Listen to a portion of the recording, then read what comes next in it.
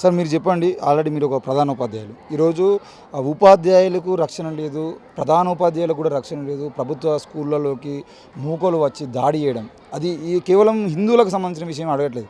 రేపు ముస్లిం మూకలైనా లేదంటే క్రిస్టియన్ మూకలైనా మొత్తం పేరుతో వచ్చే మూకలు ఏవైనా కానివ్వండి, ఎవరు కూడా ఈ స్కూళ్ళలోకి వచ్చి ఒక ప్రధానోపాధ్యాయుని, విద్యార్థుల్ని, ఉపాధ్యాయుల్ని బెదిరించి వాళ్ళ మీద దాడులు చేయడం, ఈ ఈ ఈ రకమైనటువంటి దాడులకు సంబంధించిన విషయంలో ఒక ప్రధానోపాధ్యాయులుగా మీరేం చెప్తారు?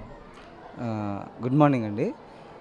ఒక ప్రధానోపాధ్యాయుడిగా ఈ సంఘటన తీవ్రంగా ఖండిస్తున్నా. ఒకటి, ఏదైనా ఒక పాఠశాలలో ఒక విద్యార్థికి కానీ, ఒక ఉపాధ్యాయుడికి కానీ, లేదంటే ఒక పౌరుడికి కానీ ఏదైనా అన్యాయం జరిగినా, నష్టం జరిగినా ఆ ప్రెమిసెస్లో ప్రధానోపాధ్యాయుడే ప్రధానమైనటువంటి వ్యక్తి. ఆయనకు దృష్టికి తీసుకెళ్లాల్సినటువంటి అవసరం ఉంటుంది ఏదైనా జరిగితే. ఒకవేళ ప్రధానోపాధ్యాయుడికే ఏదైనా మీకు ఇబ్బంది అయ్యింది ఆయన వల్లనే అంటే, ఆయన పై అధికారి ఉంటాడు, డిఓ గారు, ఆయన దృష్టికి తీసుకెళ్ళాలి. ఇది చట్టపరంగా డీల్ చేయవలసిన విషయం తప్ప ఎవరి బలం ఉంది, మూక బలం ఉందని వచ్చి ప్రధానోపాధ్యాయుడి మీద దాడి చేయడం అనేది సరైనటువంటిది కాదు.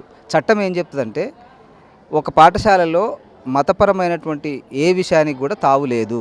భారతదేశం అనేటువంటిది రాజ్యాంగపరంగానే లౌకిక రాజ్యం. ఇందులో ఇస్లాం మతం ఉంది, క్రిస్టియన్ మతం ఉంది, హిందూ మతం ఉంది, బౌద్ధ మతం ఉంది, జైన మతం ఉంది, ఫార్సీ మతం ఉంది. ఇన్ని మతాలు ఉన్నాయి. ఈ మతాలన్నిటికీ కలిపి ఒక యూనిఫామ్ డిజైన్ చేసింది ప్రభుత్వమే. ఆ యూనిఫామ్ వేసుకొని పిల్లలందరూ రావాలి, దాని ఉద్దేశం. ఒకవేళ ఎవరైనా ప్రత్యేకంగా తయారు చేస్తే వాళ్ళు ఈ పాఠశాల యొక్క నియమ నిబంధనలకు లోబడే ఇక్కడికి రావాల్సిన అవసరం ఉంటుంది. కాబట్టి పాఠశాలలో బోధనాభ్యాసన ప్రక్రియ జరిగేటప్పుడు అధ్యయనం విద్యార్థుల యొక్క బాధ్యత, అధ్యాపనం ఉపాధ్యాయుల బాధ్యత. అధ్యాపనం చేసేటప్పుడు అందరు విద్యార్థులు సమానంగానే ట్రీట్ చేస్తారు. ఇక్కడ ఏ రకమైనటువంటి దేవుణ్ణి పూజించాలన్నా, ఏ రకమైనటువంటి ప్రార్థనలు చేయాలన్నా అది మీ వ్యక్తిగతం, అది పాఠశాలకు సంబంధం లేదు.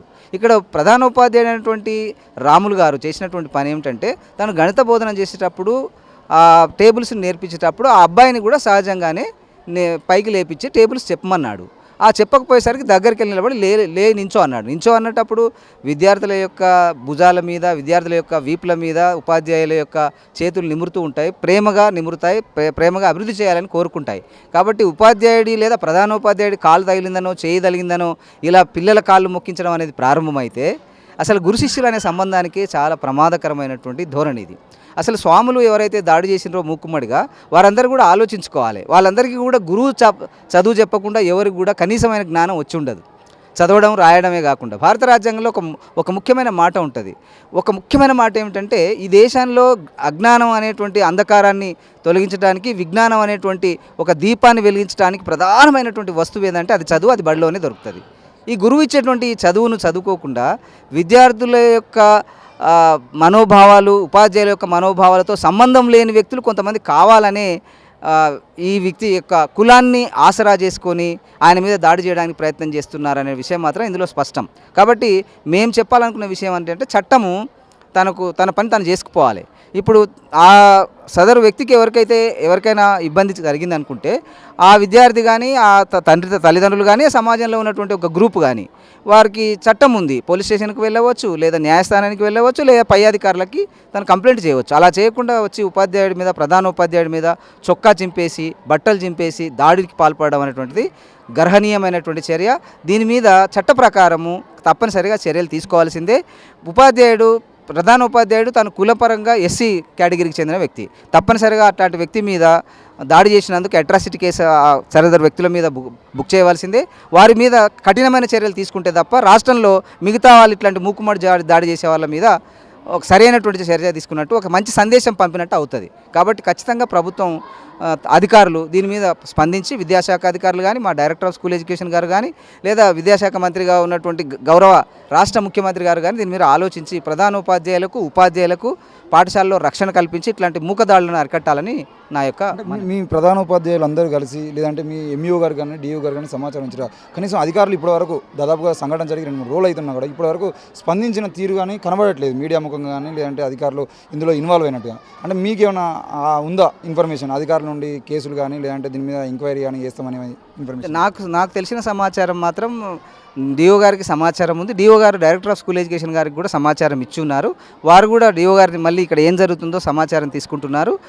క్రమంగా ఒక ఎంక్వైరీ కమిటీని డిఓ గారు నాకు తెలిసి తప్పకుండా పంపిస్తారు. ఎంక్వైరీ చేసిన తర్వాత ఆ నివేదిక ఆధారంగా మా డైరెక్టర్ ఆఫ్ స్కూల్ ఎడ్యుకేషన్ ఏం చేయాలో చేస్తారని మేము నమ్ముతున్నాం. అలా చేయకపోయినట్టయితే మేము కూడా ప్రధానోపాధ్యాయులుగా విద్యాశాఖ పిల్లర్స్గా ఉన్నటువంటి మేము సరిగ్గా పని చేయలేము. అలా చేయకపోతే పాఠశాలల్లో చదువు బోధనాభ్యసన ప్రక్రియ విద్యా వ్యవస్థ కూలిపోయే అవకాశం ఉంటుంది. కాబట్టి అట్లాంటి చర్యలు జరుగుతున్నాయని మేము నమ్ముతున్నాం. అంటే ఇంతకుముందు ఉపాధ్యాయులకు సంబంధించిన విషయంలో ఏమైనా దాడులు కానీ ఏమైనా జరిగినప్పుడు ఉపాధ్యాయులు పెన్ డౌన్ లాంటివి చేసి చాలా అంటే అన్ని రంగాల్లో ఉన్నటువంటి వాళ్ళు పోలీసులు కూడా ఒక్కొక్కసారి గన్ డౌన్ అన్నట్టుగా మాట్లాడిన రోజులు ఉన్నాయి. అట్లాంటివి మీరు ఏమైనా నిరసన కార్యక్రమం కానీ ఏమైనా ఆలోచిస్తున్నారా? తప్పకుండా ఈ ప్రభుత్వం సరిగ్గా స్పందించకపోతే, ఇప్పుడు ఆల్రెడీ కేసు అయింది, బాధిత మా రాములు గారు కేసు పెట్టారు పోలీస్ స్టేషన్లో. వారు సరైనటువంటి విధంగా స్పందించి సదరు వ్యక్తుల మీద ఎవరికైతే దాడికి పాల్పడ్డారో మూకదాడికి పాల్పడ్డారో వారి మీద చర్యలు తీసుకున్నట్టయితే మా ప్రధానోపాధ్యాయులందరం రాష్ట్ర వ్యాప్తంగా ఆలోచిస్తాం. ఉపాధ్యాయులందరం కలిసి మూకుమ్మడిగా ఆందోళన చేసే అవకాశం ఉంది. మేము అట్లాంటి పరిస్థితి రానియరు మా అధికారులని మేము నమ్ముతున్నాం. Okay sir, thank you.